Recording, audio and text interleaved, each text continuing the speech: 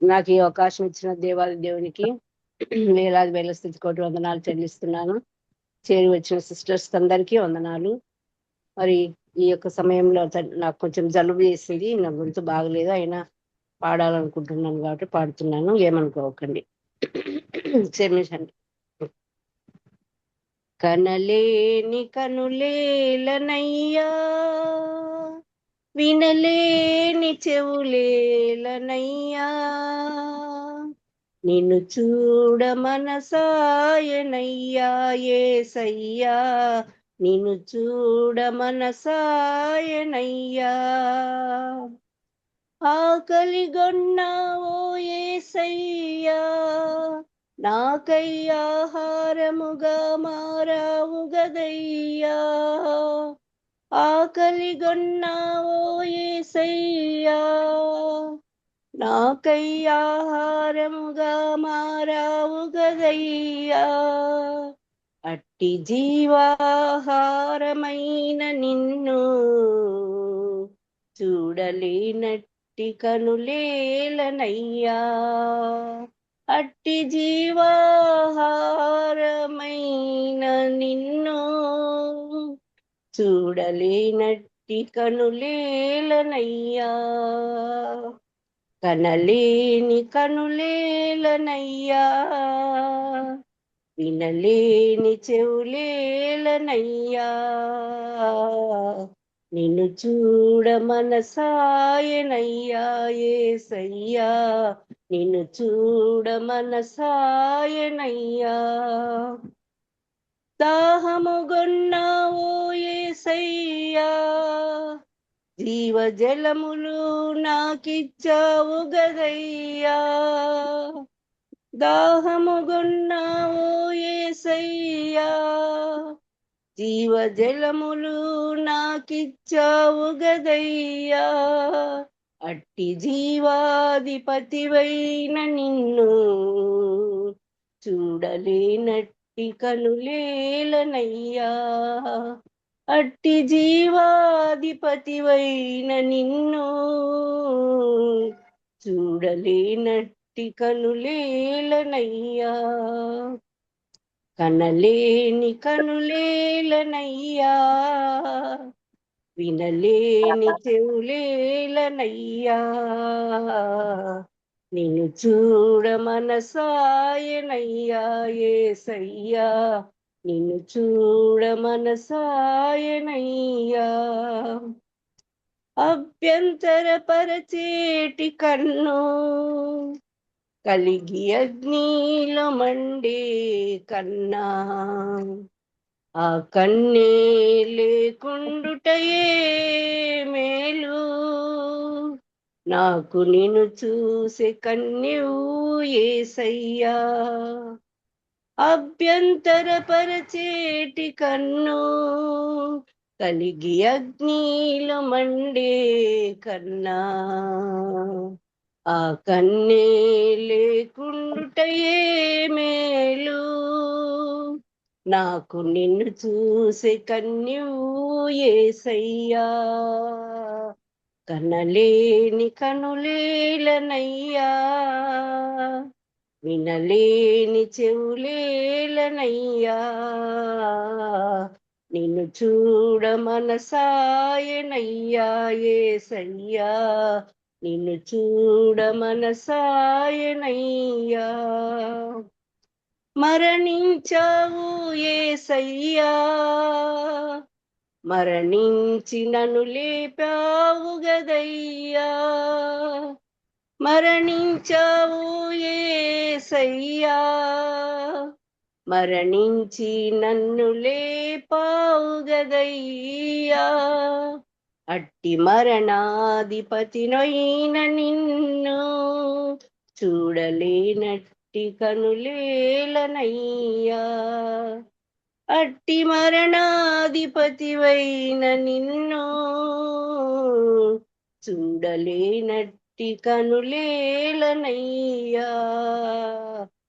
కనలేని కనులేలనయ్యా, వినలేని చెవులేలనయ్యా, నిన్ను చూడ మనసాయనయ్యా యేసయ్యా, నిన్ను చూడ మనసాయనయ్యా. రాజ్యమును విడిచిన యేసయ్యా, నిత్య రాజ్యము నాకిచ్చావు గదయ్యా. రాజ్యమును విడిచిన యేసయ్యా, నిత్య రాజ్యము నాకిచ్చావు గదయ్యా. అట్టి రాజులకు రాజైన నిన్ను చూడలేనట్టి కనులేలనయ్యా. అట్టి రాజులకు రాజైన నిన్ను చూడలేనట్టి కనులేలనయ్యా.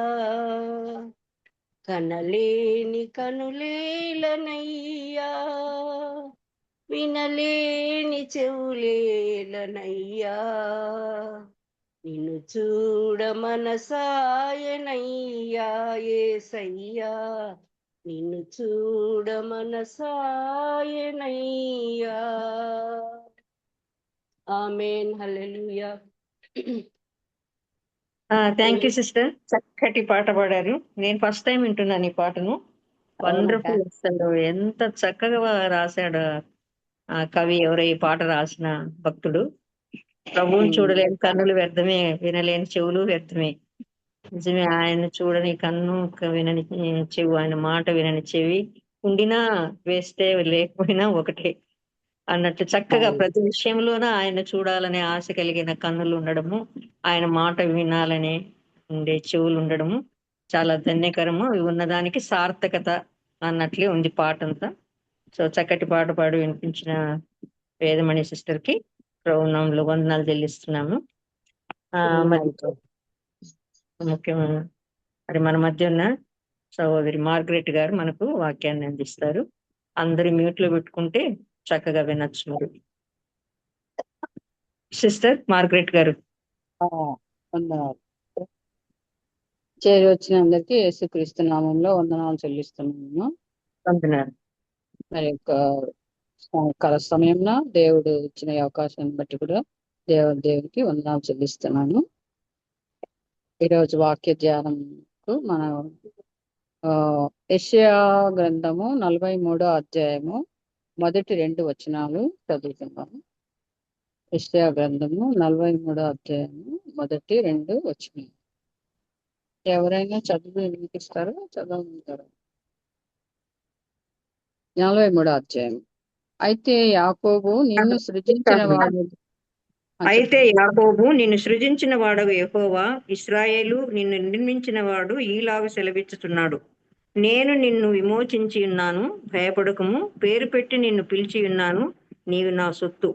నీవు జలములలో పడి దాటునప్పుడు నేను నీకు తోడైయుందును, నదులలో పడి వెళ్ళునప్పుడు అవి నీ మీద పొర్లి పారవు.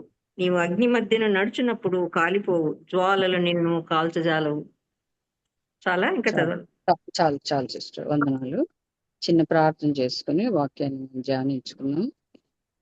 దయాళుడైన మా గొప్ప తండ్రి, మా నాయన, మరి యొక్క సాయంకాల సమయమున మీ పాద సన్నిధిలో స్త్రీలతో కలిసి చేరి నిన్ను స్తుతించి ఆరాధించి గణపరచడానికి, వాక్యాన్ని పంచుకోవడానికి మీరు నాకు ఇచ్చిన మంచి అవకాశాన్ని బట్టి మీకు వందనాలు, స్తుతులు, స్తోత్రాలు చెల్లిస్తున్నాం ప్రభు. నన్ను మీ సిలువ చాటున మరుగుపరచండి నైనా, మీరే మా ఒక్కొక్కరితో మాట్లాడమని వేడుకొంచున్నాం. ఎటువంటి అబ్స్ట్రక్షన్స్ నైనా మరి అలా ఆటంకం లేకుండా నాయన మరి మీ సన్నిధి మాతో వచ్చి మీరే నడిపించమని వేడుకొంచున్నాం. చేరి వచ్చిన బిడ్డలందరినీ బట్టి మీకు వందనాలు, స్తుతులు, స్తోత్రాలు. ఉదయకాలం నుంచి ప్రభా ఇంతవరకు మరి ప్రార్థనలు చేయటానికి మీరు ఇచ్చిన గొప్ప అవకాశాన్ని బట్టి మీకు స్తోత్రం చెల్లిస్తున్నాం. నాయన మరి 6 సంవత్సరాల నుంచి 7వ సంవత్సరంలో ప్రభా మరలా ఈ కూడికను మేము చేసుకోవడానికి, కంటిన్యూ చేయడానికి మీరు ఇచ్చిన కృప కొరకే మీకు వందనాలు చెల్లిస్తున్నాం నాయన.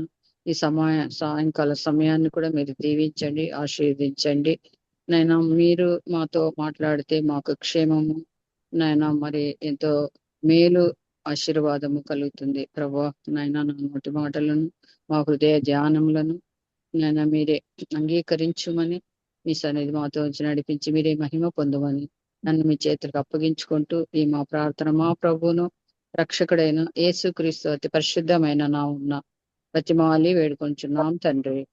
ఆమె మరి ఇప్పుడు చదివిన లేఖన భాగము 43 యెషయా అధ్యాయము 2 వచనాలు చదువుకున్నాం కదా.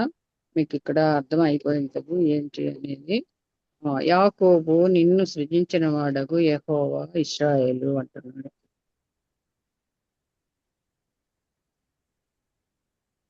నిన్ను ఇలాగ సెలవిచ్చుచున్నాడు. యాకోబు అంటున్నాడు, మళ్ళీ నిన్ను సృజించిన వాడగు యెహోవా ఇశ్రాయేలు అంటున్నాడు. ఇశ్రాయేలు అనే పేరు ఎవరికి వచ్చిందండి? యాకోబుకే పెట్టారు కదా.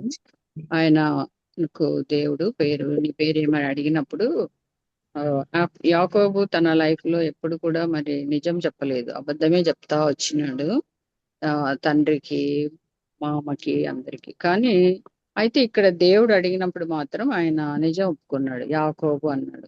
అయితే దేవుడు ఎందుకో మరి ఆయన్ను ఇక నువ్వు యాకోబు కాదు కానీ ఇశ్రాయేలు అని ఆయనకి పేరు మార్చినట్టుగా మనం చూస్తామన్నమాట. మరి ఇప్పుడున్న మనకు తెలుసు ఇజ్రాయెల్ అంటే ఇజ్రాయెల్ దేశం ఉంది, ఇజ్రాయెల్ ప్రజలు ఉన్నారు. అందరికీ మొత్తం ప్రపంచం అంతటా కూడా మరి వారి వైపే చూస్తున్నట్టుగా మనము చూస్తున్నాం. అంటే అంత ఫేమస్ అయిపోయినాడు యాకోబు. ఒకప్పుడు మోసగాడే కానీ ఎప్పుడైతే ఆయన్ను సంపూర్ణంగా అంగీకరించినాడో అప్పటి నుంచి ఆయన బిడ్డగా మరి దేవుడు కూడా ఆయన ఎంతగానో దీవించి ఆశీర్వదించినాడు అనమాట. అంటే మన జీవితంలో పశ్చాత్తాపం అనేది చాలా ముఖ్యమైన ఒక మార్పు అన్నమాట. ఆ మార్పు ఉన్నప్పుడు మన జీవితము మారిపోతుంది. ఆశీర్వాదాలే మనకు మనల్ని వెంబడిస్తాయి అన్నమాట. ఆయన తోడే మనతో ఉంటది ఎల్లప్పుడూ. మనకు ఆయన కాపుదల, ఆయన యొక్క నడిపింపు మనకు ఎక్కువగా ఉంటదని మనం ఈ రోజు వరకు కూడా చూస్తున్నాం. ఇజ్రాయేలీలు అంటే ఏంటి, వాళ్ళ బ్లడ్ ఏంది, వాళ్ళ బ్రీడ్ ఏంది, వాళ్ళ ప్రాముఖ్యత ఏంది, వాళ్ళ ఇంపార్టెన్స్ ఏంది, వాళ్ళ ప్రత్యేకత ఏంటి అని మరి ప్రపంచం అంతా కూడా వారి వైపు చూస్తున్నారు. అయితే ఒకే ఒక కారణం, వారితో ఎవరున్నారండి? సజీవుడైన దేవుడు ఉన్నాడు వాళ్ళతోటి. వాళ్ళకి ఆయనే హెల్ప్ చేస్తున్నాడు, ఆయనే వారిని కాపాడుతున్నాడు. నిన్ను సృజించిన వాడకు యెహోవా అంటున్నాడు. సృజించింది ఆయనే, వారిని కలుగజేసిన వాడు ఆయనేని వాళ్ళు నమ్ముతున్నారు, మనం కూడా నమ్ముతున్నాం. మరి అయితే మానవులందరూ కూడా మరి మనుషులు కోతి నుంచి వచ్చారు అలాగా ఇలాగా అంటారు. కానీ ఆయన ఎలాగ సృజింపబడినాడు అంటే దేవుడు చేత మట్టి తీసుకుని ఆయన బొమ్మగా చేసి ఊపిరి ఊదాడు. ఆయన ఊపిరి మనలో ఉంటున్నది, ఆయన ఆత్మ మనలో ఉంటుంది. మనం ఆయన సృజించిన వారు, మనం ఆయన బిడ్డలము. మనముగా తల్లిదండ్రులు పుట్టిండొచ్చు కానీ but it is a God's plan అన్నమాట. అది దేవుని సంకల్పమే, దేవుని చిత్తమే, దేవుని ఉద్దేశము. ఒక ఉద్దేశంతోనే మనం ఈ లోకంలోనికి వచ్చాము. ఈ ఫలాని ప్రాంతంలో ఫలాని వాళ్ళ దగ్గరనే మన అన్ని గాడ్స్ ప్లాన్ అన్నమాట. ఏది కూడా మన తల్లిదండ్రులు కాదు, మన యొక్క ఆలోచన కాదు, గాని దేవుని చిత్తం. సృజించిన వాడగు యెహోవా ఇశ్రాయేలు నేనే నిర్మించిన వాడు ఇలా సెలవిచ్చు, నేను నిన్ను విమోచించున్నాను. నిజమే కదా, ఆయన ఆ యొక్క ఇజ్రాయేల్ ప్రజల్ని విమోచించినాడు. అంటే పాపము నుంచి కాదు గాని ఆయన విమోచించి ఉన్నాడు. మనమైతే ఇప్పుడు ఏమంటాం, విమోచన అంటే మనకు రక్షణ, పాపం నుంచి విడుదల, మరి ఆ యొక్క దాసత్వం నుంచి విడుదల అని మనం అనుకుంటున్నాం. కానీ మరి అప్పుడుకే దేవుడు ఏమంటున్నాడంటే నేను నిన్ను విమోచించి ఉన్నాను, భయపడకము అంటున్నాడు. భయపడకము. ఈ పదం చాలా మనం బైబిల్లో చాలా సార్లు చూస్తాం కదా, 365 సార్లు ఉందని వింటున్నాం. అంటే ప్రతిరోజు మనము భయపడవలసిన పని లేదు. నిజంగానే మనకి ఎన్నో భయాలు, కుటుంబంలో భయాలు, సంఘంలో భయము, రాష్ట్రంలో భయము, దేశంలో భయాలు. భయం లేని వాళ్ళు ఎవరన్నా ఉన్నారండి? భయమే లేదు నాకు, దేనికి భయపడను నేను అనేవాళ్ళు ఉన్నారా? ఏదో ఒక దానికి, కుటుంబంలో పిల్లల విషయం, భర్తల విషయం, ఆరోగ్యం విషయం, కుటుంబ సమస్యలు, ఆర్థిక ఇబ్బందులు, ఉద్యోగాలు, వివాహాలు, ఎన్నో అనారోగ్య పరిస్థితులు. ప్రతిదీ మనల్ని ఏం చేస్తుంటది? ముసలితనము, మరి అనారోగ్యము, ఎన్నో సమస్యలు భయపెడుతూనే ఉంటాయి మనల్ని కదా. మరి అలాగా కుటుంబానికి, ఆ కుటుంబానికి తగిన సమస్యలు ఆ కుటుంబానికి, ఆ సంఘానికి ఉన్న భయాలు ఆ సంఘానికి, ఆ రాష్ట్రానికి ఉండవలసిన సమస్యలు వారికి భయాలు, దేశాల మధ్య దేశంలో ఎన్నో భయాలు, ఎన్నో మరి చూస్తున్నాం కదా ఇప్పుడు వరదల భయము, యుద్ధాల భయము, మరి ఎంతో భయం ప్రతి ఒక్కరికి. మరి ఆ, మినిస్టర్లు ఎంతో కోట్లు కోట్లు ఉన్నాయి వాళ్ళకి. ఈరోజు భయం లేదా వాళ్ళకి? ఉంది. ఎవరు చంపేస్తారో ఎంత ఎస్కాటో వాళ్ళకి. ఓట్లు అడిగేకేమో వస్తారు అందరి దగ్గరికి. అయిన తర్వాత వాళ్ళ చుట్టూ ఇంకా వాళ్ళ దగ్గరికి ఎవ్వరు పోవడానికి వీలు లేకుండా చుట్టూ ఎంతో ఎస్కాట్ ఉంటది. వాళ్ళ దగ్గరికి పోవాలంటే ఎంతో పర్మిషన్ తీసుకోవాలి. అంటే అప్పుడు వాళ్ళకి ప్రాణం అంటే భయం అన్నమాట. గెలిచిన తర్వాత, గెలవక ముందు అయితే ప్రజల దగ్గరకు వచ్చి నీకు అది చేస్తాం ఇది చేస్తాం అని నమస్కారాలు పెట్టి ఏమేమో చేస్తారు. అయిన తర్వాత ఏం చేస్తారండి? వాడికి భయం అన్నమాట. భయం ఎందుకు భయము? భయపడుతూ ఉంటారు. అలాగా ప్రతి ఒక్కరికి ఎవరికి కావాల్సిన భయం వాళ్ళకి వాళ్ళ యొక్క జీవితంలో ఉంటుందన్నమాట. భయపడకము. అయితే మన దేవుడు ఏమంటున్నాడు? భయపడకము, భయపడకము, భయపడకము అని 365 సార్లు చెప్పినట్టుగా మనం చూస్తున్నాం. అలాగే యాకోబు కూడా చెప్తున్నాడు. యాకోబుకు చాలా భయాలు ఉన్నాయి. ఉన్నాయా? ఉన్నాయి. యాకోబు వీళ్ళు కదా, ఆయన అక్కడి నుంచి పారిపోయి వచ్చాడు. యాకోబు, ఏసేవు కదా, వాళ్ళిద్దరు బ్రదర్స్. అయితే వాళ్ళ అన్నయ్యని మోసం చేసి ఆయన ఆశీర్వాదాలు తీసుకున్నాడు. ఎవరి ఆశీర్వాదాలు? దేవుని దగ్గర, వాళ్ళ తండ్రి దగ్గర ఆశీర్వాదం తీసుకున్నాడు. అయితే భయపడుతున్నాడు. అన్నకి చాలా భయపడుతున్నాడు భయపడుతున్నాడు. మరి అయితే దేవుడి దగ్గర మరి నిజం ఒప్పుకున్నట్టుగా, పశ్చాత్తాప పడినట్టుగా, ఆయనలో గొప్ప మార్పు వచ్చినట్టుగా మనం చూడగలుగుతాం. అయితే ఆయన ఆశీర్వాదాలు తర్వాత వాళ్ళ మామ దగ్గరికి వెళ్ళాడు. అక్కడ కూడా భయమే ఆయనకి. అక్కడ కూడా భయమే. అయితే దేవుడు ఏమంటున్నాడు? నేను నిన్ను విమోచించినాను. ఎవరు విమోచించారండి? ఈయన భయాలన్నిటి నుంచి, ఈయన యొక్క పాపముల నుంచి, ఈయన యొక్క అబద్ధాల నుంచి, ఈయన యొక్క పాత జీవితం నుంచి విమోచించి నా దేవుడు అంటున్నాడు, భయపడ, పేరు పెట్టి నిన్ను పిలిచి ఉన్నాను, నీవు నా సొత్తు అంటున్నాడు. పేరు పెట్టి పిలిచాడంట. నిజమే. ఏం పేరు పెట్టాడండి? ఇజ్రాయేలు, ఇజ్రాయేలు అని కదా. ఆదికాండం 32వ అధ్యాయంలో మనం చూస్తాము. యాకోబు ఏం చేశాడండి? ఆదికాండం 32వ అధ్యాయం ఒకసారి చూద్దాం. మనము 32వ అధ్యాయము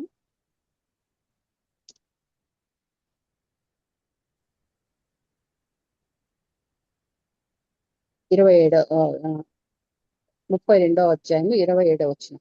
ఆయన నీ పేరేమని అడగగా అతడు యాకోబు అని చెప్పాను. అప్పుడు ఆయన, నీవు దేవునితోనూ మనుష్యులతోనూ పోరాడి గెలిచితివి గనుక ఇక మీదట నీ పేరు ఇశ్రాయేలే కాని యాకోబు అనబడదని చెప్పాను. అప్పుడు యాకోబు, నీ పేరు దయచేసి తెలుపుమని. అందుకు ఆయన, నీవు ఎందు నిమిత్తం నా పేరు అడిగితివని చెప్పి అక్కడ అతన్ని ఆశీర్వదించాను. యాకోబు, నేను ముఖాముఖిగా దేవుని చూచి తిని, అయినను నా ప్రాణం దక్కినదని ఆ స్థలం నాకు పెనుయేలను పేరు పెట్టాను. 32వ వచనం చూడండి. అందుచేత ఆయన యాకోబు తొడగూటి మీద తుంటి నరం కొట్టినందున నేటి వరకు ఇశ్రాయేలు తొడగూటి మీదనున్న తుంటి నరము తినదు. అందుచేత అది అన్నమాట. అంటే ఈ విధంగా ఆయనకు దర్శనం కలిగినట్టుగా మనం చూస్తున్నాం. ప్రత్యక్షత, దేవునితో ముఖాముఖిగా దేవుణ్ణి చూచిన యాకోబు. అయినను నా ప్రాణం దక్కినదని ఆ స్థలం నాకు పెనూయేలు, అంటే దేవుని ముఖము చూసిన యాకోబు. ఎంత ధన్యత అండి! ఎంత గొప్పతనం కదా! ఎలాంటి వాడు ఏ విధంగా మారిపోయినాడు, ఆశ్చర్యం అనిపిస్తుంది కదా. యాకోబు ఎందుకు ఇలా చేశాడు? ఎందుకు ఇలా అబద్ధాలు ఆడుతున్నాడు? ఎందుకు ఇలా మోసం చేశాడు? ఎందుకు ఇట్లా పారిపోతున్నాడు? అయితే దేవుడు ఏర్పాటు చేసుకున్నాడు. అది గాడ్స్ ప్లాన్ అన్నమాట. ఏర్పాటు చేసుకుని ఆయన ముఖాముఖిగా దేవుని చూచిన వాడు యాకోబు అండి. అందుకే ఈ రోజు వరకు వాళ్ళ జనాంగం ఇంకా విస్తరిస్తానే ఉంది. ఇంకా వాళ్ళకు దేవుని తోడు ఉంటా ఉన్నది. కానీ మనం ఈడ చూడగలుగుతాం. పేరు పెట్టి పిలిచున్నాను, నీవు నా సొత్తు. మనల్ని కూడా దేవుడు పేరు పెట్టి పిలిచాడు. నీవు నా సొత్తు అంటున్నాడు. సొత్తు అంటే ఎంత ధన్యత కదండి. అంటే ఆయన ఓన్ అన్నమాట. అది ఆయన ఓన్ చేసుకునేది. మన సొత్తులు మనం ఎక్కడ పెట్టుకుంటామండి? చాలా భద్రంగా బీరువాలో దాచుకుంటాం. ఎక్కడంటే అక్కడ పారేయం కదా. అలాగే యాకోబుని కూడా దేవుడు ఎంతో జాగ్రత్తగా కాపాడుతా వస్తా ఉన్నాడు అనమాట. అది ఏమంటారు? యాపిల్ ఆఫ్ ద ఐ అంటారు. ఆయన ఆ యొక్క జనాంగం అంటే ఆయనకు అంత ప్రేమ అన్నమాట. ఆయన ఇజ్రాయేలు ప్రజలను ఎంతగానో ప్రేమించిన దేవుడుగా ఉంటున్నాం. మనం జరుగుతున్న విషయాలన్నీ గమనించినప్పుడు వారెందుకో ప్రత్యేకమైన వారు, వారెందుకు అలాగా చిన్న దేశమైన కూడా ఎన్ని యుద్ధాలు వచ్చినా, ఎంతమంది శత్రువులు ఉన్నా వాళ్ళు ఏమి భయపడలేదు. వాళ్ళు పోరాడుతున్నారు, వాళ్ళు జయం పొందుతున్నారు. వాళ్ళని ఎవ్వరు ఏమి చేయలేని అందరికీ తెలిసిపోయింది. ఎందుకు ఆయన వారితో కూడా ఎవరున్నారండి? యాకోబు దేవుణ్ణి ముఖాముఖిగా చూసినవాడు. అంతేకాదు గాని నిన్ను విమోచించున్నాను, భయపడు, పేరు పెట్టి నిన్ను పిలిచి ఉన్నాను, నీవు నా సొత్తు అంటున్నాడు. మనం ఎవరి సొత్తు అండి? మనం ఎవరి సొత్తు చూడండి. మరి 1 కొరింథీ 6 అధ్యాయం 19 వచనంలో చూసినట్లయితే, 1 అధ్యాయము కొరింథీ 6:19 కొరింథీయులకు రాసిన పత్రిక 1 అధ్యాయం మీ దేహము దేవుని వలన మీకు మొదటి అనుగ్రహించబడి మీలో ఉన్న పరిశుద్ధాత్మక ఆలయమై ఉన్నదని మీరు ఎరుగరా? మీరు మీ సొత్తు కాదు, విలువ పెట్టి కొనబడిన వారు కనుక మీ దేహముతో దేవుని మహిమ పరచుడి. ఇక్కడ ఎంతో చక్కగా రాయబడింది కదా. మనం ఎవరమంట? దేవుని మీరు ఎరుగరా, మీరు మీ సొత్తు కాదు కారు, విలువ పెట్టి కొనబడిన వారు. వారు. ఏ విలువ అండి ఇది? మన విలువ ఏంటండి? రక్తము. ఆయన రక్తం కార్చాడు మన కోసం. ఆయన కొట్టబడినారు, నలుగగొట్టబడినాడు, ఈడవబడినారు, మేకులతో అవమానపరచబడినారు. ఎంతో భయంకరమైన శిలువ మరణం పొంది ఆయన మనల్ని ఆయన సొత్తుగా చేసుకున్నారు. మీరు మీ సొత్తు కారు, విలువ పెట్టి కొనబడిన వారు కనుక మీ దేహముతో దేవుని మహిమ పరచుడి. ఏమిటితో అండి? దేహం. మనం అనుకుంటాం కదా నేను నా ఇష్టం అని, కానీ దేహం ఎవరిదంట అండి? ఈ దేహముతో దేవుని ఏం చేయాలంట? మనము మహిమపరచరాలి. ఆయన ఆత్మ స్వరూపి కాబట్టి ఆయనకి ఏం లేదండి? దేహం లేదు. కాబట్టి మనలోనే ఆయన ఆత్మ ఉంది. మన దేహాన్ని ఆయన వాడుకుంటాడు. మన కాళ్ళు, మన చేతులు, మన నోరు, మన కళ్ళు, ఇవన్నీ కూడా ఆయన వాడుకోవాలని ఇష్టపడుతున్నారు.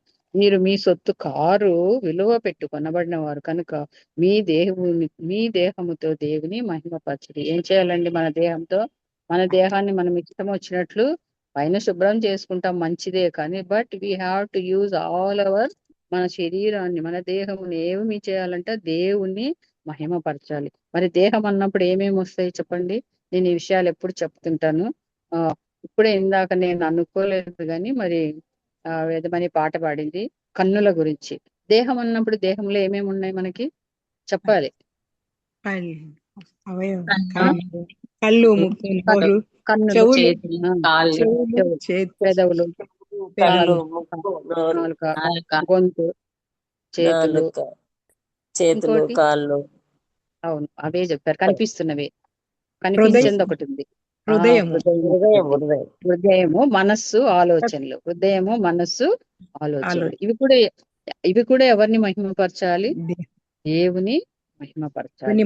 మరి ఇవన్నీ కూడా మరి దేవుని, ఇదంతా మన సొత్తు కాదు. ఈ దేహం మన సొత్తు కాదు, విలువ పెట్టి కొనబడిన వారమే రక్తంతో. కాబట్టి ఈ దేహంతో మనం దేవుని మహిమపరచాలి. అంటే ఏంటి? మంచి విషయాలనే, దేవుని వాక్యాలను వినాలి, అవే మనము చూడాలి, అవే మనము మాట్లాడాలి.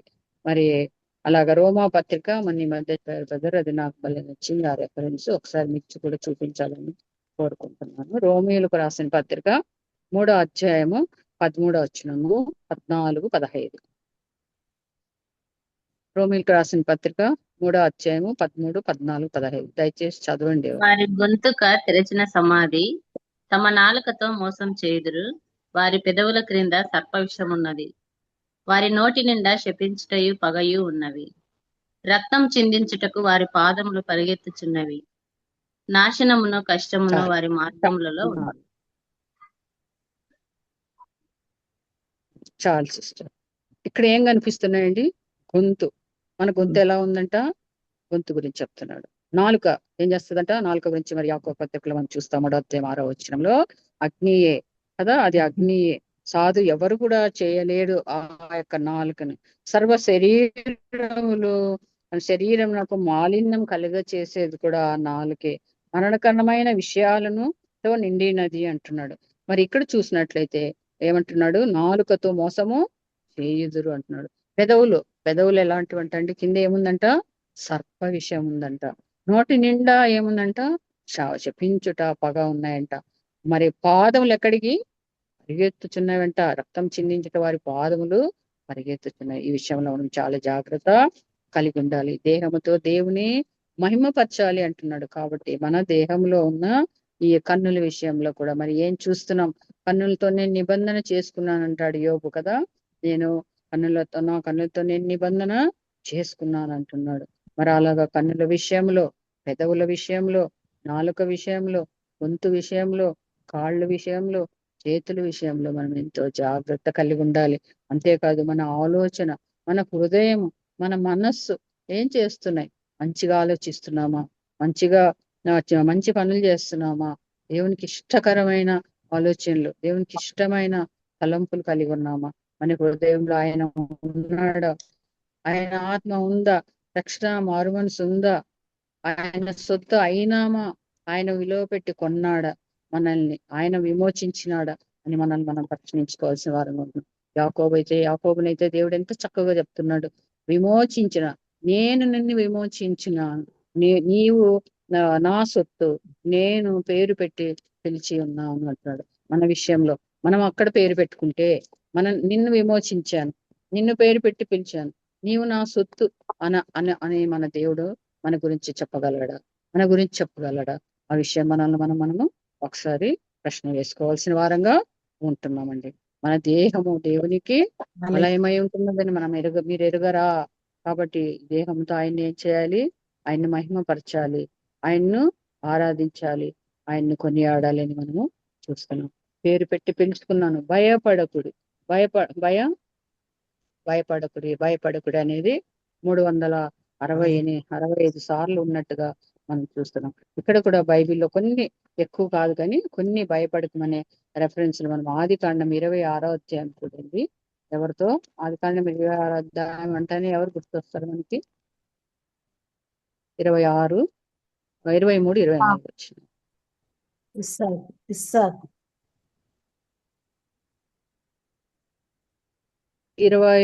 ఆదికాండం 26వ అధ్యాయము 23, 24 వచ్చినాడు.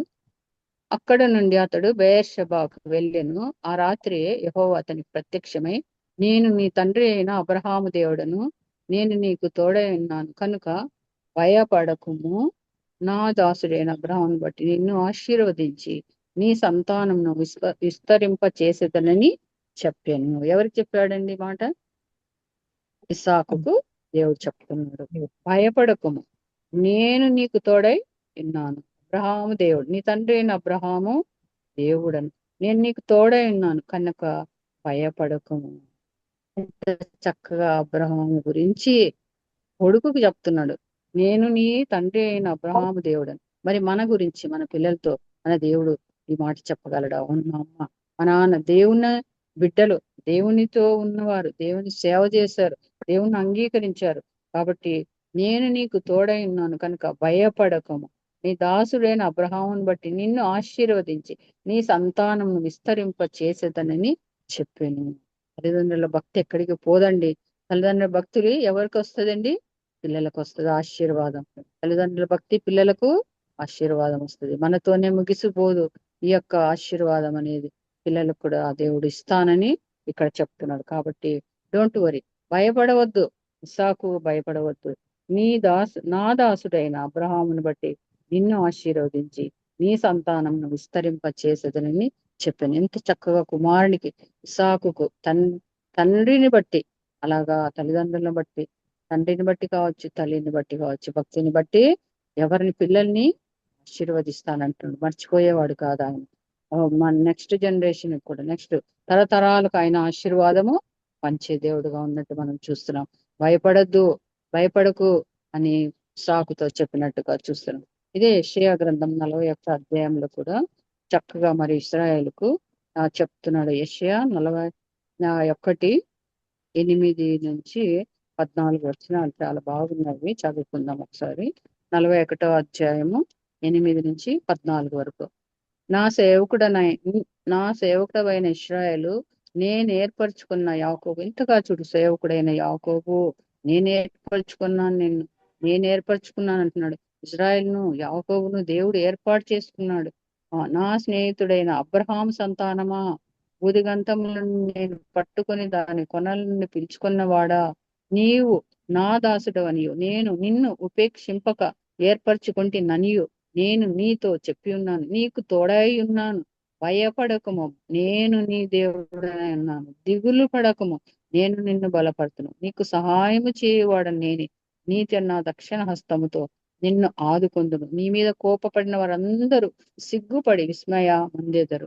నీతో వాదించు వారు మాయమై నశించిపోదు. నీతో కలహించు వారిని నీవు వెదకుదువు కాని వారిని కనుగొనలేకపోదు. నీతో ఇది వినండి, నీతో యుద్ధము చేయవారు మాయమైపోవుదురు, అభావులగుదురు. నీ దేవుడనైన యెహోవానగు నేను, భయపడకము, నేను నీకు సహాయం చేసేదని చెప్పుచు నీ కుడి చేతిని పట్టుకొనుచున్నాను. పురుగు వంటి యాకోబు, స్వల్ప జనమగు ఇశ్రాయేలు, భయపడకుడి, నేను నీకు సహాయము చేయుచున్నాను. వారు చాలా తక్కువ, 1,00,00,000 మంది కూడా లేరండి, 90 లక్షలేనంట వాళ్ళ జనాభా. ఏమంటున్నాడు ఆయన? పురుగు వంటి యాకోబు, స్వల్ప జనమగు ఇశ్రాయేలు, భయపడకుడి, నేను నీకు సహాయము చేయుచున్నానని యెహోవా సెలవిచ్చుచున్నాడు. నీ దేవుడైన యెహోవానగు నేను, భయపడకము. 13 నేను నీకు సహాయము చేసేదని చెప్పుచు నీ కుడి చేతిని పట్టుకొనుచున్నాను. ఆయన ఎంత అభయమిస్తున్నాడండి వీరికి. చూడండి, నీవు 12 నీతో యుద్ధము చేయవారు మాయమైపోవుదురు, అభావులగుదురు. నీతో వాదించు వారు మాయమై నశించిపోదురు. నీ మీద కోపపడిన వారిని సిగ్గుపడి విస్మయ మందెదరు. నా దక్షిణ హస్తంతో నిన్ను ఆదుకొందును. 10వ వచనం చూడండి, నీవు నా దాసుడువ, నేను నిన్ను ఉపేక్షింపక ఏర్పరచుకుంటున్నాను, నేను నీతో చెప్పి ఉన్నాను, నీకు తోడై ఉన్నాను, భయపడకము, నేను నీ దేవుడనై ఉన్నాను, దిగులు పడకము, నేను నిన్ను బలపరుతును, నీకు సహాయము చేయువాడను నేను. ఈ మాటలన్నీ విన్న తర్వాత ఎవరికైనా భయం వేస్తుందండి. దేవుడు ఇంతగా అభయం ఇచ్చినాడు, అందుకే వాళ్ళకి అంత ధైర్యం. ఇజ్రాయేలీలకి ఎంత ధైర్యం అంటే, భయపడకము, దిగులు పడకము, వెరువకము, నీకు సహాయము చేస్తాను, నీ దక్షిణాస్తాన్ని పట్టుకుంటాను, మరి నీతో వాదించు వారిని మాయం చేస్తాను, నీతో యుద్ధం చేయవారిని మాయం చేస్తాను, యెహోవానగు నేను, భయపడకము, నీకు సహాయము చేస్తాను, పురుగు వంటి కుడి చేతిని పట్టుకొని ఉన్నాను, స్వల్ప జనము ఇశ్రాయేలు, భయపడకు, నేను నీకు సహాయము చేసిన. ఇన్ని వాగ్దానాలు దేవుడు చేస్తే, ఇన్ని మాటలు ఆయన యాకోబుతో చెప్తే ఇశ్రాయేలు భయపడతారండి? ఎందుకు భయపడతారు? ఇంకా వాళ్ళకి అందుకే భయమే లేదు. ఎవరి శత్రువులు, ఎంతమంది శత్రువులు, చుట్టూ శత్రువులు, ఎన్నో రాజ్యాలు, ఎన్నో దేశాలు వారి చుట్టూ ఉన్నా కూడా వాళ్ళు ఏం మాత్రం కదల్చబడ్డం లేదు, భయపడడం లేదు. వాళ్ళకు ఎంత బాగా ఆయన ఏం చెప్తున్నాడు? భయపడకుడి, భయపడకుడి, భయపడకుడి, దిగులు పడకుడి, నేను మీతో ఉంటా, శత్రువులను హతం చేస్తా, యుద్ధం నేను చేస్తా అని ఎంత అభయం ఇస్తున్నాడు చూడండి. పురుగు వంటి యాకోబు, స్వల్ప జనము ఇశ్రాయేలు, భయపడకుడి పేరు పెట్టి పిలుస్తున్నాడు ఆయన ఇజ్రాయేలు అని. భయపడకుడు అంటున్నాడు, ఎంత అభయం ఇస్తున్నాడు. ఇంతగా ఎవరన్నా మనకు చెప్తే మనం భయపడతామా? ఇంకా చెప్పండి. అదే వాళ్ళ ధైర్యము, అదే వాళ్ళ శక్తి, అదే వాళ్ళ బలము, అదే వాళ్ళ జయము కదా. ఇజ్రాయేలీలకు ఉన్న గుండె ధైర్యము ఎవరికి లేదని చెప్పొచ్చు ప్రపంచంలో. వాళ్ళకున్న నాలెడ్జి, వాళ్ళకున్న ధైర్యము, వాళ్ళకున్న యుద్ధం, వాళ్ళు చేసే యుద్ధము, ప్రతి విషయంలో దే ఆర్ ఏమంటారు, వాళ్ళు ప్రత్యేకమైన వారు, వాళ్ళు ప్రత్యేకింపబడిన జనాంగం. వాళ్ళ దేవుని బట్టి వాళ్ళు అంత ధైర్యముగా భయపడకుండా వాళ్ళు మరి శత్రువుల మధ్యలో వాళ్ళు జీవిస్తున్నట్టుగా మనం చూస్తున్నామండి. మరి ఇర్మియా 1వ అధ్యాయం చూడండి, 1వ అధ్యాయం 2వ వచనం. ఇర్మియాలో కూడా 1:8, ఇర్మియా 1లో కూడా భయపడకము అనే విషయాన్ని గురించి నేను వారికి భయపడకము, నిన్ను విడిపించుటకు నేను నీకు తోడై ఉన్నాను, ఇదే యెహోవా వాక్కు. భయపడకము, భయపడకము. ఈ ప్రవక్తల ద్వారా వాళ్ళతో మాట్లాడుతున్నాడు దేవుడు కదా. 8వ వచనం చదివారా? వారికి భయపడకము, నిన్ను విడిపించుటకు నేను నీకు తోడై ఉన్నాను, ఇదే యెహోవా వాక్కు, ఇదే యెహోవా వాక్కు. అసలు ఎంత ఇది ప్రవక్తలు కదా. ఈ యెషయా ప్రవక్త, ఈయనను పెద్ద ప్రవక్త అంటారు. 66 గ్రంథాలు రాశాడు. యెషయా అంటే యెహోవా రక్షిస్తాడు అనే అర్థం వస్తది. ప్రవక్తలు దేవునికి మనుషులకి మధ్యవర్తులుగా ఉండి దేవుడు ఏం చెప్పమంటారో ఆ విషయాలు వీళ్ళకు తెలియజేస్తున్నారు అన్నమాట. ఆ ఇలాగ ఇవన్నీ విషయాలన్నీ కూడా భయపడకము. ఇక్కడ కూడా భయపడకము అని చూస్తున్నాం. మరి చాలా చోట్ల మరి 365 సార్లు ఉన్నట్లే కదా బైబిల్లో మనకి భయపడకుడి, భయపడకుడి అని. ఎంత ఈ ఈ యొక్క 43, 40 నుంచి 49 వరకు కంఫర్ట్ అండ్ హోప్ అధ్యాయాలు అని చెప్పొచ్చు.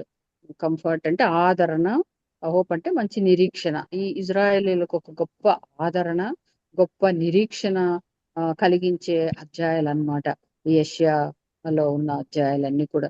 అంటే వాళ్ళు చిన్న జనాంగమే. నేను అన్నాను కదా ఇందాక, మన జనాభా 140 కోట్ల జనాభా. మనకి ఎవరన్నా భయపడొద్దని చెప్పే వాళ్ళు ఉన్నారా? వాళ్ళు చిన్న జనాంగం, తక్కువ. ఎంత అంటే 90 లక్షలు ఉంటారు ఉండగా.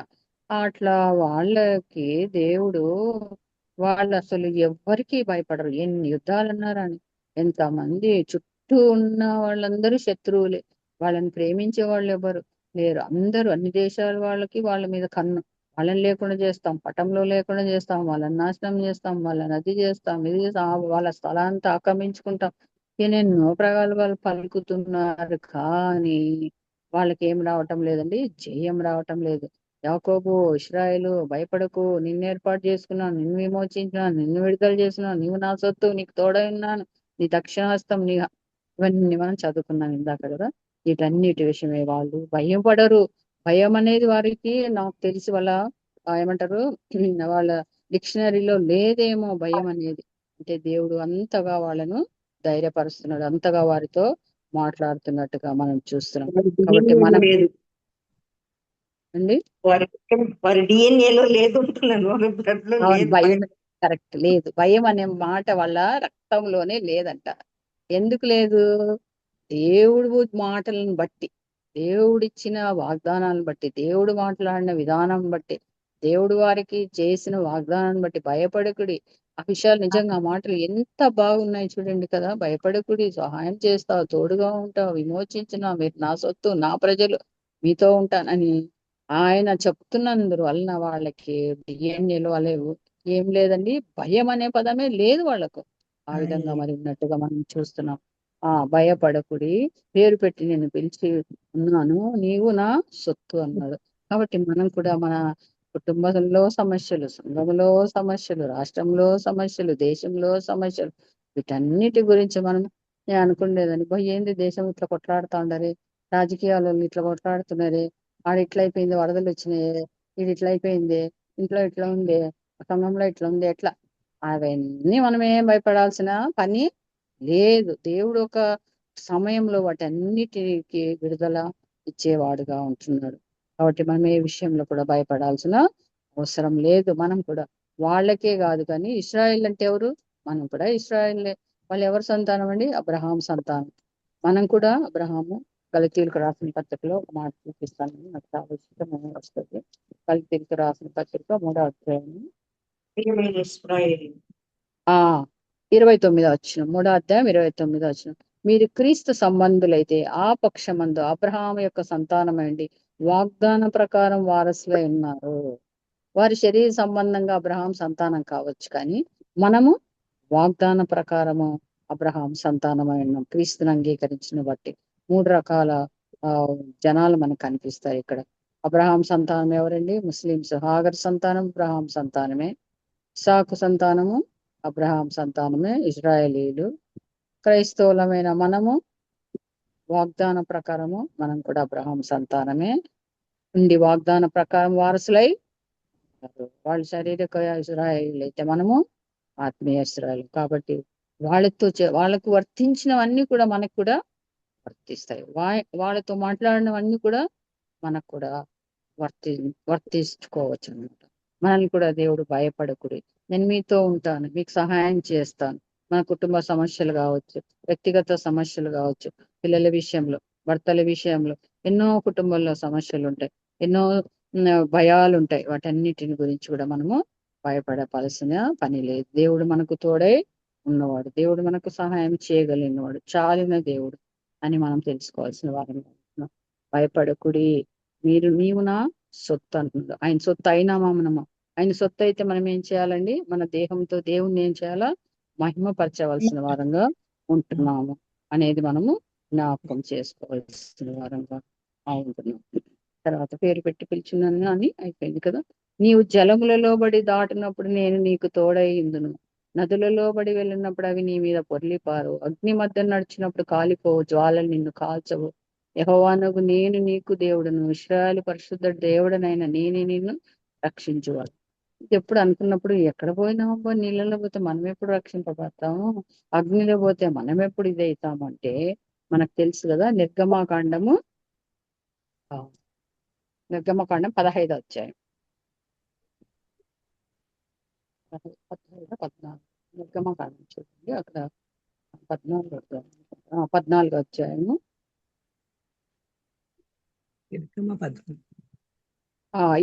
నుంచి చదవండి ఎవరన్నా. చాలా బాగా మోషే ఉన్నది. సముద్రం వైపు తన చేయి చాపగా యెహోవా రాత్రి అంతయు బలమైన తూర్పు గాలి చేత సముద్రమును తొలగించి దానిని ఆరిన నీళ్ళగా చేసెను. నీళ్లు విభజింపబడగా ఇశ్రాయేలీలు సముద్రము మధ్యను ఆరిన నీళ్ళ మీద నడిచిపోయిరి. ఆ నీళ్లు వారి కుడి ఎడమ ప్రక్కలను వారికి గోడల వలె నుండెను. చదవాలి ఇంకా. చాలే, మనకు తెలుసు కింద విషయాలన్నీ. అంటే వాళ్ళు ఎక్కడ పోతున్నారండి? జలములలో పడి దాటునప్పుడు నేను నీకు తోడైందును. వాళ్ళు ఎక్కడ పోయినారండి? సముద్రంలో. సముద్రం అంటే అసలు ఎన్ని నీళ్లు ఉంటాయి. సముద్రంలో నడిచిపోవడం అంటే అది ఆరిన నీళ్ళలో నడిచినారంట వాళ్ళు. ఆరిన నీళ్ళ నడిచినారు. నేను నీకు తోడై ఇందును. కాబట్టి జలములలో పడి దాటినప్పుడు నేను నీకు తోడై ఇందును. 14 అధ్యాయం నిర్గమకాండం 15 నుంచి 25 వచనాలు మనం చూసినట్లయితే మరి ఎలాగ వాళ్ళు రక్షింపబడినారు ఆ జలములలో నుంచి, ఎలాగో వాళ్ళ దేవుడు వాళ్ళకు తోడై ఉన్నాడు అనే విషయాలు ఇజ్రాయేలీలకి బాగా అనుభవించిన వారు ఆ యొక్క సమస్యను, ఆ యొక్క క్రైసిస్ ని వాళ్ళకు మోషే తోడుగా ఉండి వాళ్ళని నడిపించినాడు. తోడై ఉండి నదులలో బడి వెళ్ళినప్పుడు అవి నీ మీద పొర్లి పారవు అంటున్నాడు. అవునండి, పారలేదు. కింద చదివినట్లయితే మనము 25వ వచనంలో చూడండి. ఇదే నిర్గమాకాండం 14 అధ్యాయం 25వ వచనంలో, వారి రక్త చక్రములు ఊడి పడినట్లు చేయగా వారు బహు కష్టపడి తోలుచుండి, అప్పుడు ఐగుప్తీయులు ఇశ్రాయేలు ఎదుట పారిపోదాం రండి, యెహోవా వారి పక్షమున మనతో యుద్ధము చేయుచున్నాడని చెప్పుకొనిరి. వాళ్ళకి అర్థమైపోయింది ఎవరండి వీళ్ళ పక్షంగా యుద్ధం చేసేది? యెహోవా వారి పక్షంలో మనతో యుద్ధము చేయుచున్నాడని చెప్పుకున్నారు. నీళ్లు 22వ వచనం చూడండి. నీళ్లు విభజింపబడగా ఇశ్రాయేలు సముద్రం మధ్యన ఆరిన నేల మీద నడిచిపోయేది. ఆ నీళ్లు వారి కుడి ఎడమ ప్రక్కలను వారికి గోడ వలె ఉండేది. అయితే ఐగుప్తీయులను ఫరో రథములను గుర్రములను వారి తరిమి సముద్ర మధ్యమున చేరు. వాళ్ళనైతే ముంచేసినాయి జలములు, సముద్ర జలములు. కానీ ఇశ్రాయేలీయులను సముద్ర జలముల నుండి వారు ఏమైపోయినారండి? పడి దాటినప్పుడు నేను తోడైండి, పడి వెళ్ళినప్పుడు అవి నీ మీద పొర్లి పారకుండా చేసినాడు దేవుడు కదా. అయితే ఇజ్రాయేలీలు రథాలు, వాళ్ళు సైన్యం అంతా మునిగిపోయినారు, చచ్చిపోయినారు, ఏమేమో అయిపోయింది. మనకు తెలుసా ఆ హిస్టరీ అంతా కదా. కాబట్టి ఈ మాట వాళ్ళు ఎంత చక్కగా చెప్పగలుగుతున్నాడు దేవుడు. నదిలో పడినప్పుడు నేను కాపాడినాను కదా మిమ్మల్ని. తర్వాత నీవు అగ్ని మధ్య నడిచినప్పుడు కాలిపోవు, జ్వాలు నిన్ను కాల్చవు.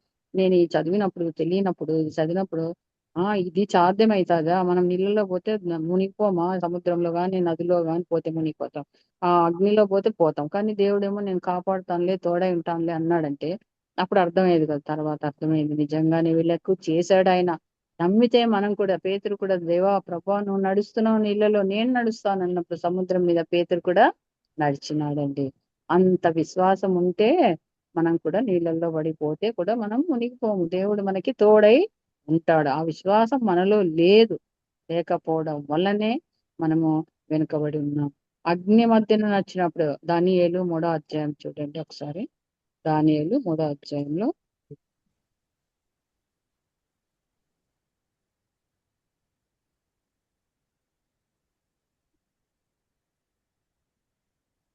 దానియేలు 3వ అధ్యాయము 21వ వచనం. 21.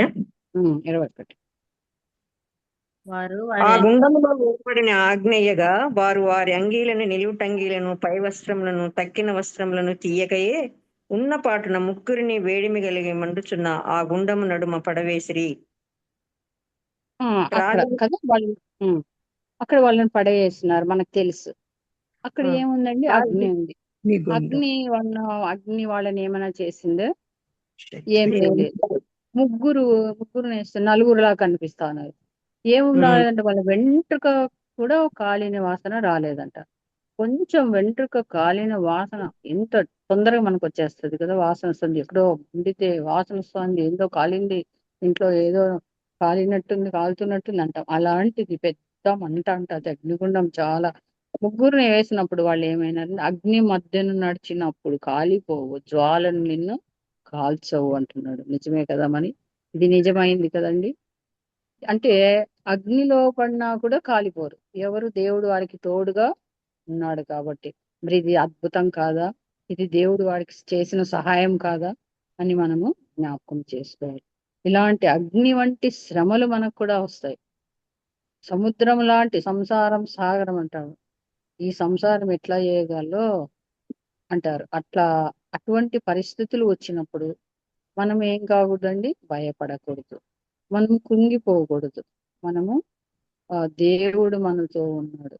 ఆయన మనకి వాటి నుంచి తప్పించుకునే మార్గం ఆయన మనకి చూపిస్తాడు, తప్పిస్తాడు కూడా. ఇక్కడ వీళ్ళు ఎంత లిటరల్ గా నీళ్ళల్లో వాళ్ళు దాటి వెళ్ళినారు, లిటరల్ గా వాళ్ళు అగ్నిలో దాటి వెళ్ళినారు. అయితే మనకు అలాంటి శ్రమలు, అలాంటి బాధలు, అలాంటి వ్యాధులు, అలాంటి కుటుంబ సమస్యలు ఎన్నో ఎన్నో ఉంటాయి. అయితే వాటన్నిటిలో కూడా ఆయన మనల్ని ఏం చేస్తాడంట? నిన్ను కాల్చు, యెహోవా నేను నీకు దేవుడని, ఇశ్రాయేలు పరిశుద్ధ దేవుడని, నేను నిన్ను రక్షించువాడని అంటున్నాడు. మనల్ని కాపాడేవాడు, మనల్ని విడిపించేవాడు, మనకు భయం లేకుండా ఉండమని చెప్తున్నట్టు మనం ఇక్కడ చూస్తున్నాం. ఇశ్రాయేలీయులకు చెప్పబడిన మాటే మనం కూడా మరి దాన్ని మనం కూడా యాక్సెప్ట్ చేయాలి. ఇది యెషయా ప్రవక్త ఇజ్రాయెల్ చెప్పాడు, కానీ మనం కూడా ఇందాక చెప్పుకున్నాం కదా, మనం కూడా ఆత్మీయ ఇశ్రాయేలే కాబట్టి ఇది మనకు కూడా వర్తిస్తుంది. మన సమస్యల్లో, మన యొక్క సముద్రం లాంటి, అగ్ని లాంటి శ్రమలు మనం కలిగినప్పుడు మనము ఆదరించబడుతున్నాం. కంఫర్ట్ అండ్ హోప్ ఈ అధ్యాయాల్లో మనకు కనిపిస్తుంది. ఆయన ఎంతగానో ఆదరించే దేవుడుగా ఉన్నట్టుగా మనము చూస్తున్నాం. ఆయన ఎవరంటే ఆయన సృష్టికర్త. మనల్ని కూడా మన ఇక్కడ మొదటి వచనంలో చూడండి, 43:1 నిన్ను సృజించిన వాడగు యెహోవా. ఆయన మనల్ని నిర్మించిన వాడు ఎవరండి? మన ప్రభువైన యేసుక్రీస్తు. మనల్ని సృజించాడు. సృష్టికర్త మనల్ని కూడా సృష్టించిన వాడు ఆయనను గుర్తించాడు. ఈయన వారి విమోచకుడు. నేను నీ ఇక్కడ చెప్తున్నాడు కదా, నేను నిన్ను విమోచించిన మొదటి వచనంలోనే. మరి మనం విమోచించబడినామా? పాపముల చేతను, అపరాధముల చేతను కట్టబడిన మన కట్లను దలిచిన విమోచకుడు మన ప్రభు అయిన యేసుక్రీస్తు. 14వ వచనం చూడండి, ఇదే దాంట్లో 14వ వచనము. ఇశ్రాయేలు పరిశుద్ధ దేవుడును మీ విమోచకుడైన యెహోవా ఇలాగూ సెలవిచ్చుచున్నాడు. విమోచకుడు, ఇశ్రాయేలు పరిశుద్ధ, ఆయన ఎటువంటి దేవుడు అండి? పరిశుద్ధుడైన దేవుడు, విమోచించిన దేవుడు, సృష్టించిన సృష్టికర్త. ఆయన జలములలో నుంచి విడిపించిన వాడు, అగ్ని మధ్యలో నుంచి విడిపించిన వాడు. మరి ఆయనే దేవుడు, పరిశుద్ధ దేవుడు, మన రక్షించిన ఆ దేవుడు అని కూడా మనం తెలుసుకోవచ్చు. 14వ వచనంలో ఏమంటున్నాడండి? ఇశ్రాయేలు పరిశుద్ధ దేవుడు మీ విమోచకుడు, మన ఇజ్రాయేల్ విమోచకుడు ఆయనే, మన విమోచకుడు కూడా ఆయనే అని మనం చూసుకుంటాం, రక్షకుడు అని. మారు మనసును గ్రహించిన మరి 15వ వచనంలో కూడా ఉంది కూడా, యెహోవానగు నేనే మీకు పరిశుద్ధ దేవుడను, ఇశ్రాయేల్ సృష్టికర్తనగు నేనే మీకు రాజును అంటున్నాడు. ఈయన ఎవరంటండి?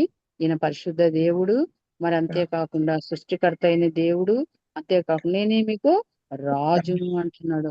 ఆయన మన రాజు అండి. ఆయన ఎవరు? మన రాజు. రాజు అంటే మనమంతా కూడా ప్రజలు. రాజు చెప్పినట్లుగా ప్రజలు వినాలి, అంతేకాని మనం దేవునికి సజెషన్స్ ఇచ్చేవాళ్ళం కాదు. కానీ ఆయన ఏం చెప్తే అలాగ మనము చేయవలసిన వారంగా ఉంటున్నాం. నేనే మీకు రాజును, ఆయన సంరక్షకుడు, మన అన్ని రకాలుగా ప్రేమించాడు, రక్షించాడు. 5, 6 వచనాలు చూడండి, ఏముంది ఇక్కడ? ఇదే దాంట్లో 5-6 వచనాల్లో 43 43 5-6 వచనాలు. భయపడకుము, నేను నీకు తోడై ఉన్నాను. తూర్పు నుండి నీ సంతానమును తెప్పించెదను, పడమటి నుండి నిన్ను సమకూర్చి రప్పించెదను. అప్పగింపుమని ఉత్తర దిక్కునకు ఆజ్ఞ ఇచ్చెదను, బిగబట్టవద్దని దక్షిణ దిక్కునకు ఆజ్ఞ ఇచ్చెదను. దూరం నుండి నా కుమారులను, భూదిగంతముల నుండి నా కుమార్తెలను తెప్పించుము. చదవాలా? తెప్పించుము. అబ్బా అబ్బా అబ్బా అబ్బా. ఇది చూడండి చాలు. 5వ వచనం మనం చూసినట్లయితే మనకు తెలుసు, యేసుక్రీస్తు చనిపోయిన తర్వాత చంపేసిన తర్వాత వాళ్ళందరూ కూడా మళ్ళీ అందరు చెదిరిపోతారు, ఆయా ప్రాంతాలకు చెదిరిపోయినారు. కానీ తర్వాత మళ్ళా 1948లో మళ్ళీ వాళ్ళందరూ ఆయా దేశాలకు చెదిరిపోయిన మన ఇండియాకు కూడా వచ్చారంట. అప్పుడు వాళ్ళ అందరూ కూడా మరలా ఏమైనారండి, సమకూర్చబడినారు. తూర్పు నుండి నీ సంతానం, పడమటి నుండి సంతానం, ఉత్తర దిక్కు నుండి, దక్షిణ దిక్కు నుంచి ఎక్కడెక్కడ చెదిరిపోయినారో 4 దిక్కులకు, అన్ని దేశాలకు, అన్ని ఖండాలలో వాళ్ళు చెదిరిపోయినారు. కానీ వాళ్ళందరినీ కూడా ఆయన ఏం చేశాడు, తెప్పించుము. అందరినీ కుమారులను, కుమార్తెలు అందరూ కూడా ఈ మధ్య కాలంలో కూడా మణిపూర్ లో కొంతమంది ఇజ్రాయెల్ ఉన్నారు. వాళ్ళని దాదాపు 5,000 మంది అంటున్నారు. మరి కరెక్ట్ గా ఫిగర్ నాకు కూడా తెలియదు. వాళ్ళు ఇజ్రాయేలీలు తెప్పించుకున్నారంట. అంటే ఆ విధంగా వాళ్ళు ఎక్కడెక్కడైతే ఉన్నారో వాళ్ళందరిలో కూడా ఆ యొక్క స్థలానికి తీసుకురాబన్నారు. కడవరి దినాల్లో యేసుక్రీస్తు 2వ రాకడకు యెరూషలేముకే వస్తాడు, ఒలీవ కొండ మీదకే వస్తాడు. అందుకని వాళ్ళు అక్కడే సమాధులు కూడా ఉంటాయంట. నేనైతే చూడలేదు, కానీ అక్క వాళ్ళు వెళ్ళారు, చూసుంటారు.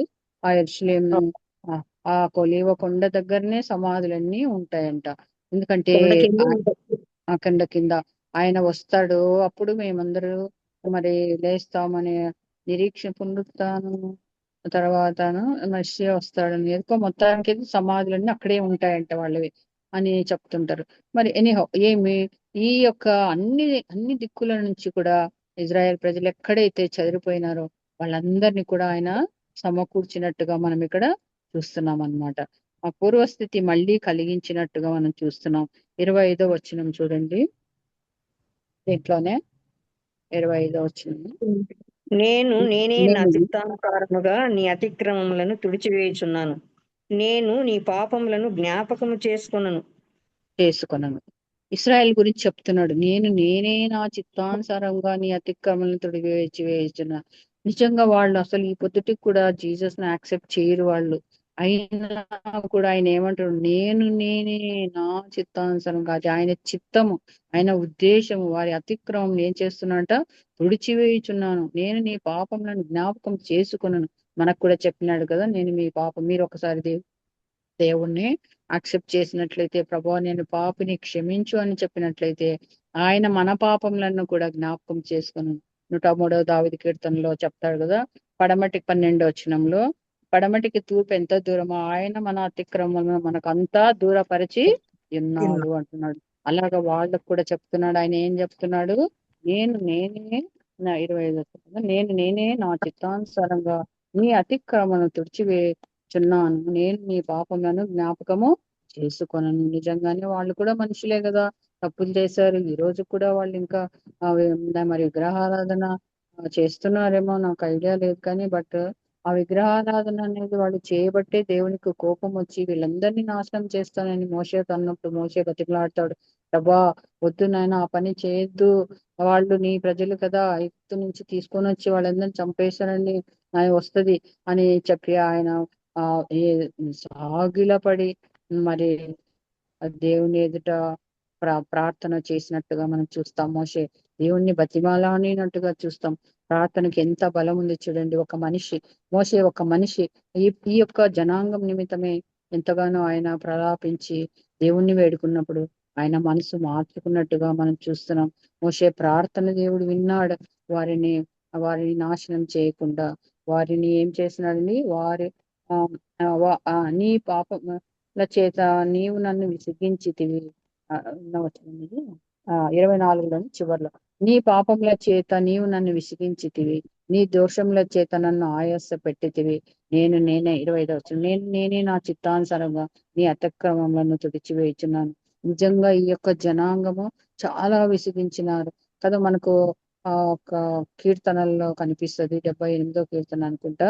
వాళ్ళు లోబడిన వాళ్ళని ప్రజలు, ఆ దేవుని అద విగ్రహారాధన చేసిన ప్రజలు, ఆయన్ని తిరస్కరించిన వారు అని ఆ విధంగా ఆయనకి ఎంతనో ఆయాసం పెట్టి, దోషముల చేత నన్ను ఆయాస పెట్టితివి అని చెప్తున్నాడు.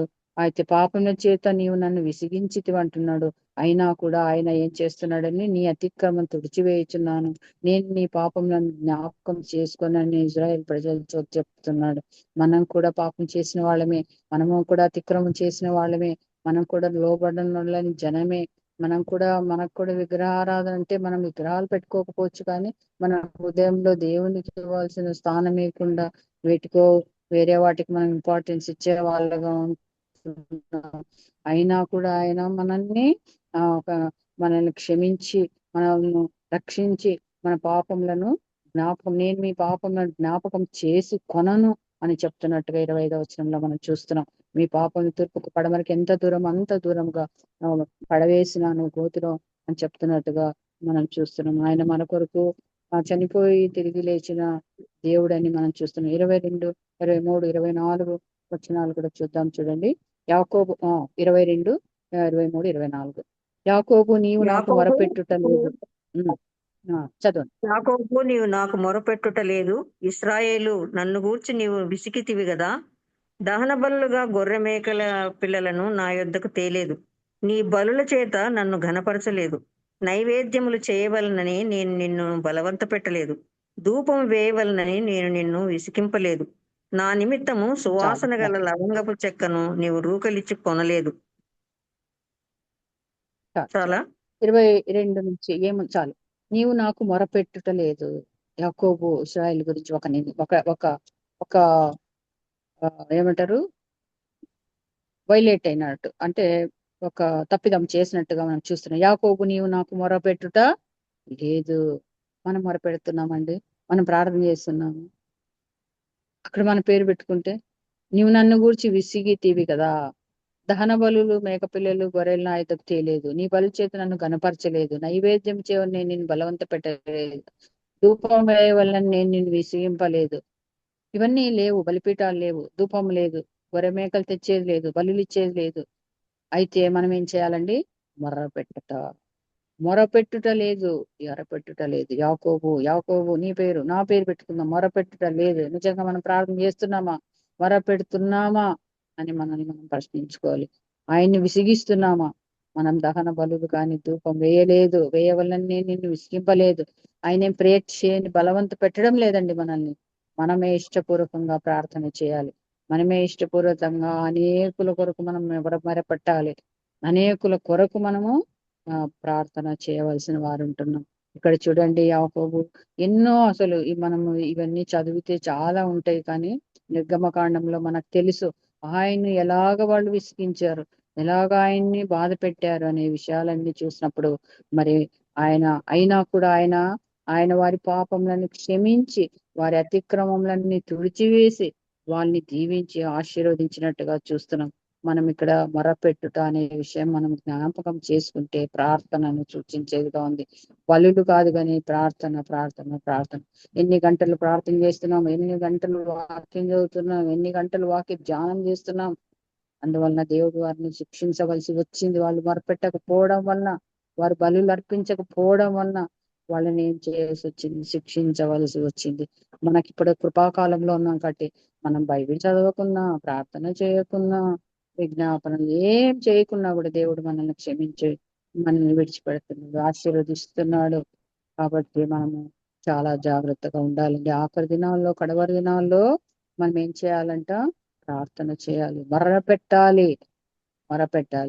మరి బలిపీఠం కట్టాల, ధూపం వేయాల. ధూపం అంటే ప్రార్థన చేయాలి. అందువలన మరి కాబట్టి మనం ఎంతగానో దేవునికి ప్రార్థన చేయవలసిన వారంగా ఉన్నాం. 28వ వచనం చూడండి.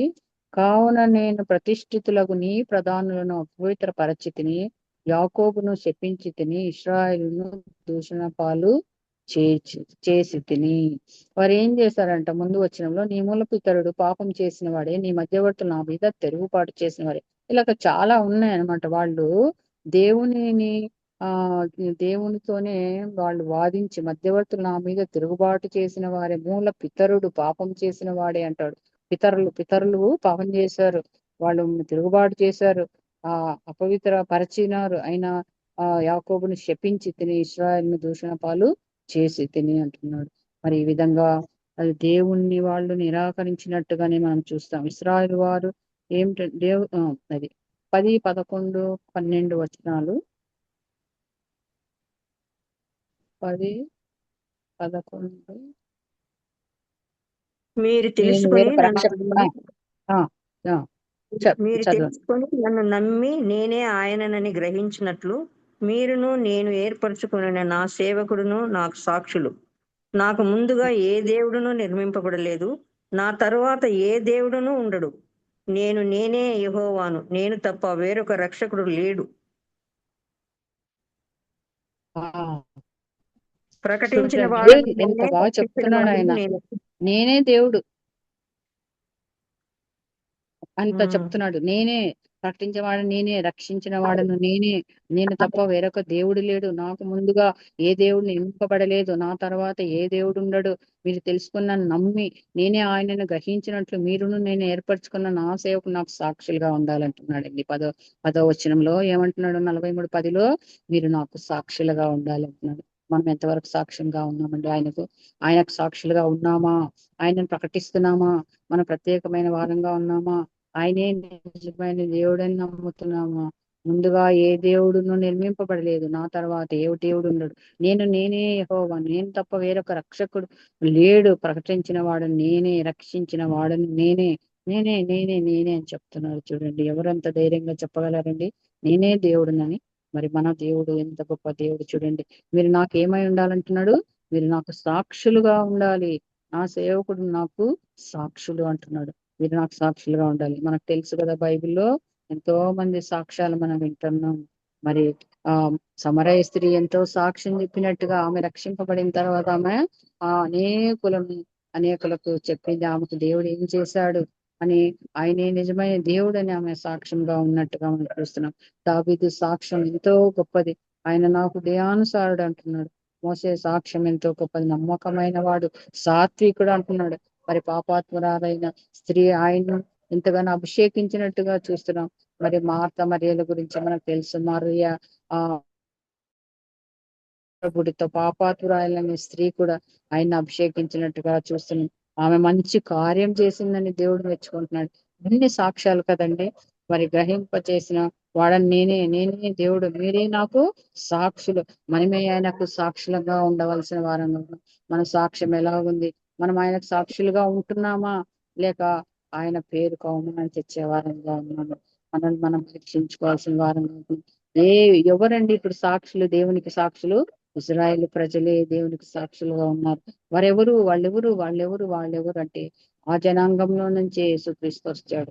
ఆ జనాంగంలో నుంచే ఆయన వచ్చాడు. ఆయనే నిజమైన దేవుడు, ఆయనే సజీవుడైన దేవుడు. ఆయన చనిపోయినాడు, తిరిగి లేచినాడు. ఆయన మరలా వస్తాడంట, మరలా తీసుకొని పోతాడంట. ఆయన నమ్మిన వాళ్ళకి పరలోకం ఇస్తాడంట, ఆయన నమ్మని వారికి నరకం ఇస్తాడంట. ఇంత సాక్ష్యం కలిగిన వారుగా ఉంటున్నారండి వాళ్ళు.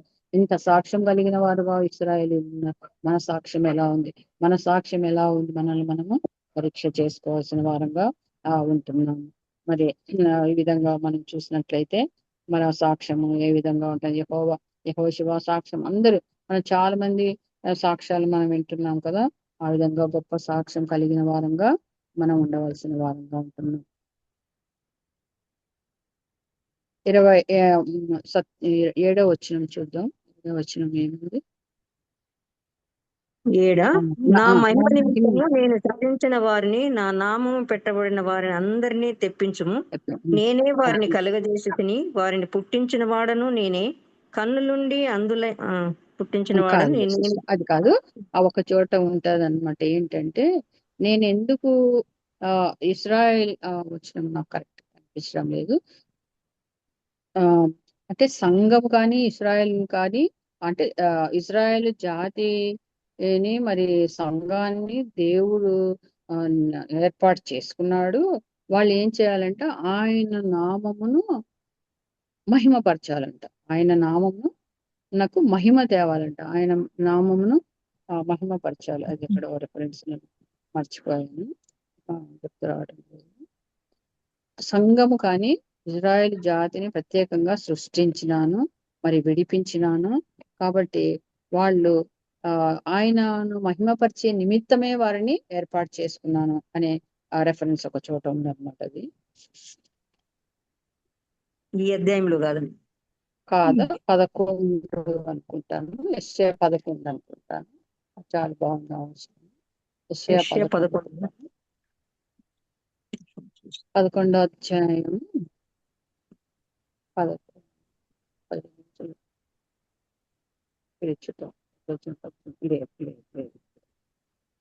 ఏమో మొత్తానికైతే ఇశ్రాయేలు జాతిని గాని సంఘాన్ని గాని ఆయన ఎందుకు ఏర్పాటు చేసుకున్నాడంటే ఆయన నామమును మహిమపరచడానికి అంటున్నారు.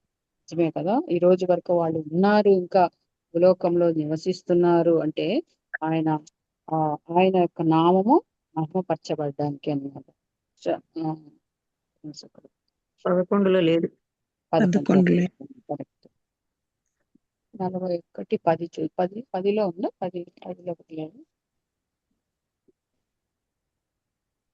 10 10 అంటే ఈ 43 10వ అధ్యాయం.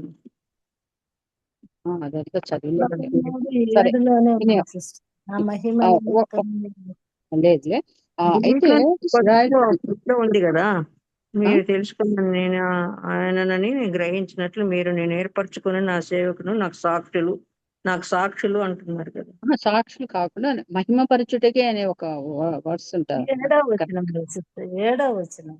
నా మహిమ 7వ నిమిత్తం చదివాం కదా, నా మహిమ నిమిత్తము నేను సృజించిన వారిని, నా నామం 7 పెట్టబడిన వారిని అందరినీ తెప్పించుము. నా నేనే మహిమ వారిని నిమిత్తం నేను కలుగజేసిన సృజించిన వారిని మహిమపరుస్తున్న నేనే అనేదే వారిని ఉండదు, సపరేట్ కలుగజేసిన వారిని పుట్టించిన వాడను నేనే. సపరేట్ ఉంటారన్నమాట. అసలు ఇజ్రాయెల్ జాతిని ప్రత్యేకంగా సృష్టించాను. ఎందుకు అంటే నా మహిమ నిమిత్తం నేను మహిమపరచడానికి.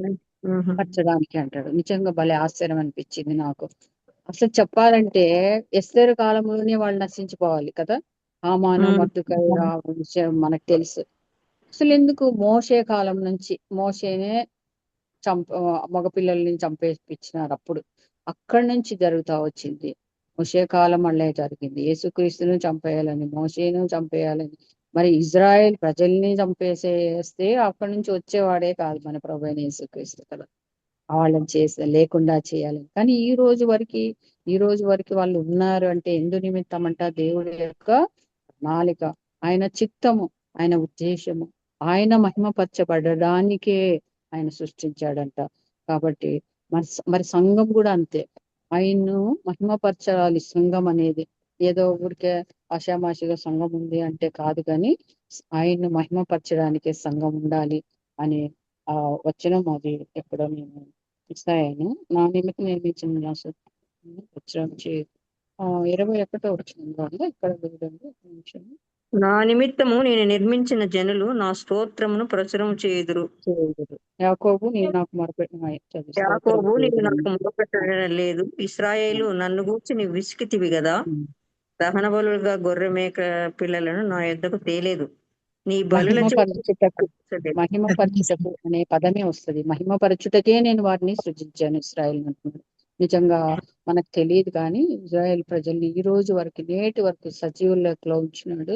వాళ్ళ పెద్ద ఒక క్లాక్ అన్నమాట. వాళ్ళు టైం, వాళ్ళలో జరుగుతున్న విషయాలన్నీ కూడా మనం గమనిస్తా ఉండాలి. దేవుని రాకడ మనం ఎంత సమీపం అవుతా ఉన్నామో, ఆయన చెప్పిన వాగ్దానాలు సూచనలు ఎలా నెరవేరుతున్నాయి అని ఒకటొకటి మనం ఇప్పటికే చాలా విషయాలు గ్రహించాము కదా. ఆ విధంగా మరి ఒకటొకటి ఎందుకు ఇలా జరుగుతున్నాయి అంటే మనకి ఏం లేదు, అన్ని మనకు ముందే తెలిసిన విషయాలే. కాకపోతే మనం చెప్తే ఏమంటారంటే అన్ని జరిగిపోయినాక చెప్తారులే, మీరు ముందే చెప్పొచ్చు కదా. అవును, ఇలా జరుగుతుందని బైబిల్లో ఉంది అని మనం అంటే వాళ్ళు ఏమంటారంటే అంతా జరిగిపోయిన తర్వాత చెప్తారులే మీరంటే. అవును, మరి లేఖన భాగాలు రాసి ఉంచాడు కదా దేవుడు. అన్ని కూడా నేను బైబిల్లో ఉన్నవే జరుగుతా ఉన్నాయి. కాకపోతే మనం గ్రహించలేని వారంగా ఉన్నాం, కానీ అవన్నీ కూడా లేఖనాల్లో వ్రాయబడి ఉన్నాయి. యుద్ధాలు జరుగుతాయి, శత్రువులు ఉంటారు, వాళ్ళు వాళ్ళ మీదకి వస్తారు, కానీ దేవుడు వచ్చే వరకు వాళ్ళు నిలిచి ఉంట నా చిత్తం అంటారు. వాళ్ళందరూ ఇంకా నేను వచ్చే వరకు వాళ్ళు ఆ జనాంగము అలాగ ఉంటారు. వాళ్ళని ఎంతమంది ఆ అదే వాళ్ళ ధైర్యం, అదే వాళ్ళ దేవుడు ఎంత బాగా చెప్తున్నారు, భయపడకుడి నేను సహాయం చేస్తాను. వాళ్ళు ఎందుకు భయపడతారండి? వాళ్ళు అస్సలు ఎవరికి భయపడరు, ఎవరిని కేర్ చేయరు. అసలు వాళ్ళ దేవుడు ఎంత గొప్పవాడో వాళ్ళకి తెలుసు.